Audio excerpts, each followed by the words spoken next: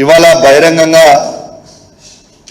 ముఖ్యమంత్రి గారికి పెన్షన్స్ మీద ఇవాళ నేను బహిరంగంగా లేఖ రాయడం జరుగుతూ ఉంది.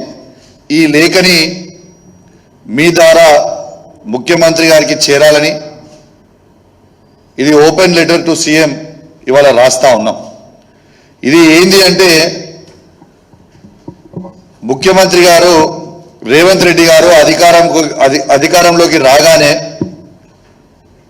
మేము పెన్షన్లు పెంచుతాం, డిసెంబర్ 4వ తారీఖుకి మేము అధికారంలోకి వస్తున్నాం, డిసెంబర్ 9వ తారీఖుకి మేము ప్రమాణ స్వీకారం చేయంగానే నేను పెన్షన్లు అన్నీ కూడా 2000 రూపాయల నుంచి 4000 రూపాయలకి పెంచుతానని,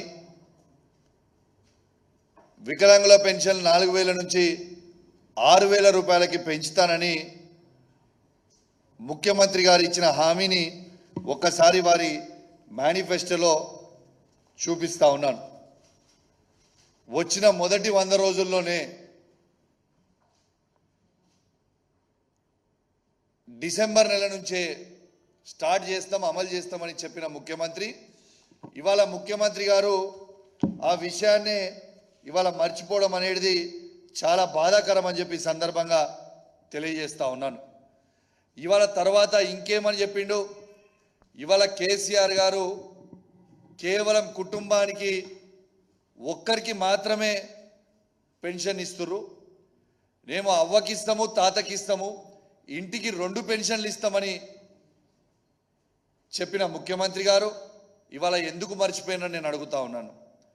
ఇవాళ ముఖ్యమంత్రి రేవంత్ రెడ్డి గారు 2000ని 4000కి చేసే దేవునికి ఎరగ, కానీ ఆ ఇచ్చే 2000 కూడా ఎగగొడతా ఉన్నాడు.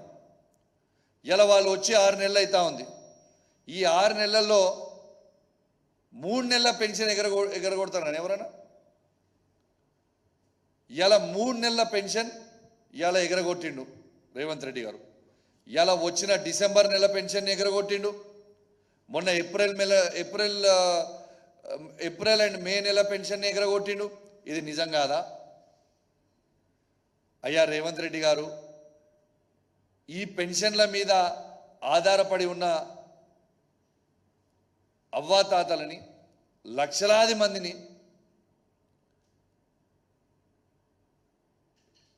బాధ పెట్టడము మీకు న్యాయం అనిపిస్తుందా రేవంత్ రెడ్డి గారు అని నేను అడుగుతా ఉన్నాను. ఇలా మీరు గొప్పగా చెప్పుకుంటున్నారు, ఉద్యోగస్తులకి మేము ఫస్ట్గా జీతం వేస్తున్నామని, సంతోషం. కానీ ఇలా ఫస్ట్ తారీఖు అవ్వాతాతలకి పెన్షన్ లేకపోవడం మీకు న్యాయం అనిపిస్తుందా? ఈ పెన్షన్ల మీద బతికే తాతలు కావచ్చు, అవ్వలు కావచ్చు, వికలాంగులు కావచ్చు, ఒంటరి మహిళలు కావచ్చు, ఎయిడ్స్ పేషెంట్స్ కావచ్చు, ఫైలేరియా పేషెంట్స్ కావచ్చు, డయాలసిస్ పేషెంట్స్ కావచ్చు, బీడీ కార్మికులు కావచ్చు, చేనేత కార్మికులు కావచ్చు, గీతా కార్మికులు కావచ్చు, వీళ్ళందరూ కూడా ఈ పెన్షన్స్ మీద బతుకుతున్నారు కదా, ఈ పెన్షన్స్ మీద ఆధారపడి ఉంటారు కదా, వాళ్ళకి మీరు పెన్షన్ ఎందుకు ఇస్తలేరు అనేది ఇవాళ యావత్ తెలంగాణ ప్రజలకి మీరు జవాబు చెప్పాల్సిన అవసరం ఉన్నది.